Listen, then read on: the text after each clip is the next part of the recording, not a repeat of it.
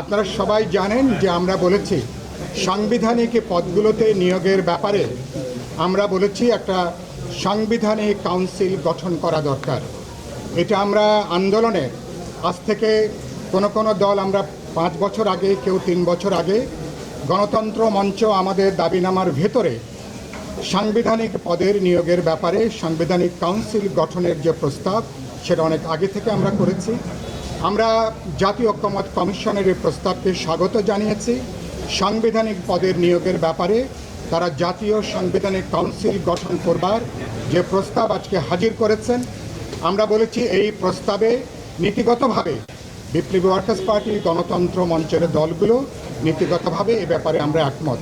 এবং আজকে দেখা গেছে বিপুল অধিকাংশ রাজনৈতিক দল আজকে যারা আলোচনায় ছিলেন তারা অধিকাংশই এই এনসিসি গঠনের পক্ষে তারা মতামত দিয়েছেন। দুটো ব্যাপারে আমরা পরিষ্কার করে বলেছি, অতীতের আমাদের তিক্ত অভিজ্ঞতা, আমাদের এখানে যে রাষ্ট্রীয় ফ্যাসিবাদ কায়েম হয়েছে তার অন্যতম কারণ ছিল সাংবিধানিক পদগুলোতে দলীয় আনুগত্য বিবেচনা করে গত কয়েক দশক ধরে এখানে নিয়োগ দেওয়া হয়েছে। ফলে একটা রাষ্ট্রীয় স্বৈরতন্ত্র ফ্যাসিবাদ কায়েমের জন্য সাংবিধানিক প্রতিষ্ঠানগুলোর নিয়োগকে তারা ব্যবহার করেছিল।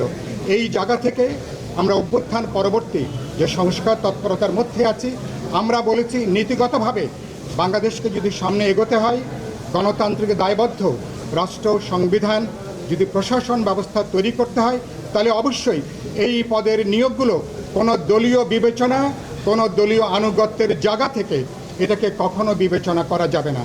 সেই জায়গা থেকে আমরা মতামত দিয়েছি।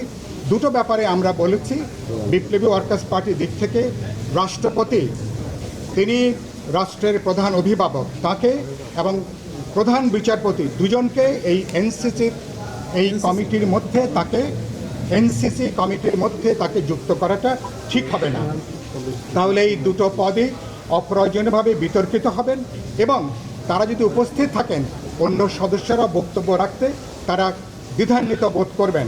আরেকটা গুরুত্বপূর্ণ কথা আমরা বলেছি যে বিশেষ করে সশস্ত্র বাহিনী এটা বিদ্যমানের যেভাবে তাদের যে ওখানে কাঠামো আছে উন্নতির দায়িত্বের, প্রধানত সেটাকে অব্যাহত রাখা দরকার। এটা সরকারের নির্বাহী বিভাগের দায়িত্বে আছেন, কিন্তু এগুলো নিশ্চয়ই তারা বিবেচনাগুলো তারা কিন্তু করবেন। একই সাথে আমরা বলেছি অ্যাটর্নি জেনারেলের ক্ষেত্রেও এটা সাংবিধানিক পদ হলো, প্রধানত সরকারের সঙ্গে অ্যাটর্নি জেনারেলকে কাজ করতে হয়, এগুলো বোঝাপড়ার মধ্য দিয়ে এটাকে হওয়া দরকার। গুরুত্বপূর্ণ যে কথা আমরা বলেছি, নীতিগতভাবে যদি আমরা একমত হতে পারি কোন কোন সাংবিধানিক আমরা সংস্থাগুলোকে আমরা এই নিয়োগের মধ্যে আনবো, এটা নিয়ে একটা গুরুত্বপূর্ণ আলোচনা আছে। আমরা এই জাতীয় ঐক্যমত্য কমিশনকে অনুরোধ করেছি সবার মধ্যে একটা বোঝাপড়া গড়ে তোলার জন্য আমরা দরকার আরও আলাপ আলোচনা করব, কথা বলবো। প্রয়োজন বোধে আমরা আরেকটু সময় নিয়ে আমরা আলোচনা করে আগামী সপ্তাহ এ ব্যাপারে আমরা চূড়ান্ত সিদ্ধান্তের জায়গায় সবাইকে ধন্যবাদ।